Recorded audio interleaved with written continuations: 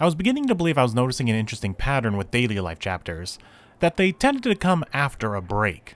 So I did a quick read through of all the daily life chapters to see if it was true from the previous chapter that there was a break before, and with my results, well, it's inconclusive. At least as it currently stands with Daily Life 6, we're averaging about 50-50. If we include the 3 Daily Life with his girlfriend installments, it's actually a bit closer to an actual 50-50. So for now, it's kind of a coin flip. This statistic will be interesting to keep an eye on as we get more breaks and more of these daily life segments, both flirty and regular. Also, this inclusion of the daily life also breaks what I thought was a pattern, that we only get 1 daily life per volume. This was an ongoing pattern for a while until the invention of daily life with his girlfriends in the previous volume, as we got 2 of those and no regular daily life. So the pattern I assume changed to 1 daily life segment per volume, that being regular or flirty, one or the other. But now that was busted in the very next volume, as we got Flirty Daily Life 3 and Regular Daily Life 6 in the exact same volume. We may think we might try to comprehend Nakamura's mind, but I feel like that madman does whatever he wants, when he wants. I'm Moonlight150, and this is my overview of the latest 100 Girlfriends chapter, Chapter 192, Rentaro's Family Daily Life Part 6. As with the other Daily Life segment chapters, I will be going over everything, but I won't be ranking them. Let's save those for the flirty dates. But even though I am going over everything, do continue to support the original release of the manga, as well as the Scanlation team that brings us these translations. Now, on to the rundown. We start off this ensemble with Matching Gals. Karane is out shopping once again and comes across a headband that catches her fancy. But much like the swimsuit before it, she doesn't think she can pull off something so cute. So, unlike the swimsuit, she doesn't end up buying it. But cut to the next day, showing the hive mind that is Rentaro's family, Akko ended up seeing the same headband and bought 2 so they could match. But Karane continues to soon her dere until Akko breaks through and convinces her to wear it. And we get the spiritual successor to the Cherry Blossom Gals, minus poor Usa-chan. She must be feeling so lonely right now. In the latest chapter of My Senpai is Annoying, Kurumi hands out some candy to everyone, including new girlfriend Saki, who notices Kurumi didn't call her senpai, but did for Hikari and Yamame. This naturally upsets Saki, as being everyone's senpai is the whole point of her existing. But after she notices that the other older girlfriends like Tama and Kasuri, and even a teacher like Ms. Natty, don't get the senpai treatment, she decides to cool off while also being distracted by how good the candy is. This actually does make me wonder who Kurumi does respect enough to give the senpai status. I know she calls her boyfriend Rentaro senpai, and she's also called Shizuka senpai in the past too, and now we also have Hikari and Yamame.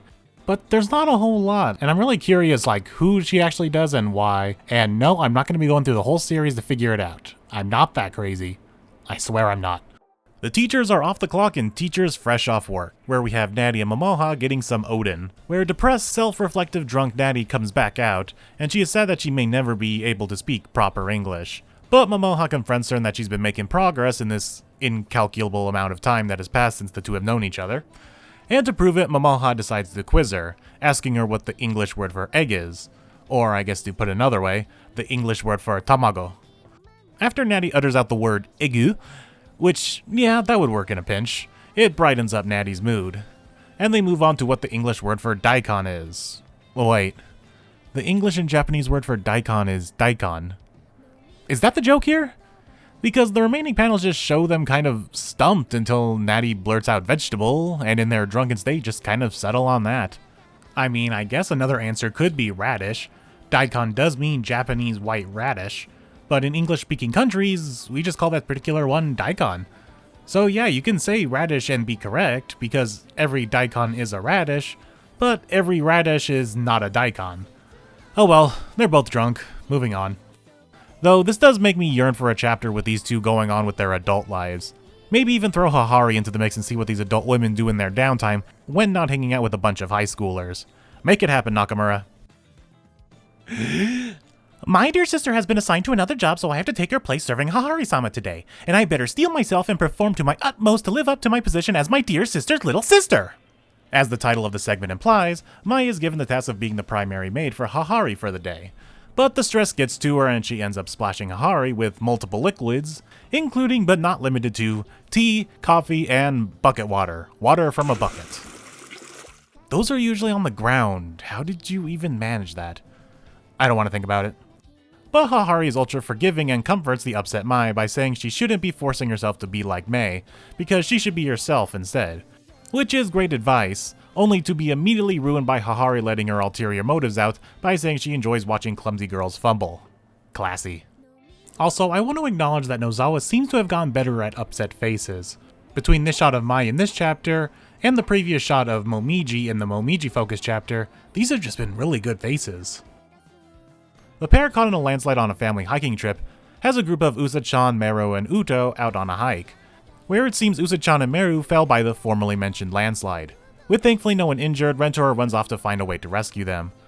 Usa-chan begins to feel lonely out in the wilderness with no one around except Meru, so Meru decides to comfort her with a fairy tale, one about a family of 100 mice. Wonder if that's by the same author who wrote the 100 Girlfriends manga we saw back in chapter 61. But as Meru is finishing regaling Usa-chan with a splendid story of a giant family of mice, Rentaro comes burrowing through the mountain with only a shovel, Minecraft style.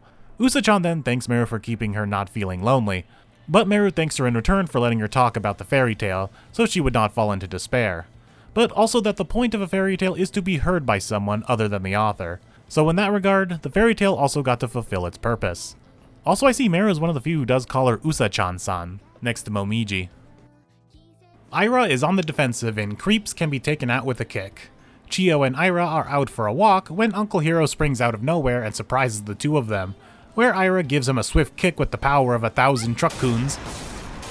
Chiyo then informs Aira that that's her dad, which makes Aira begin to apologize profusely.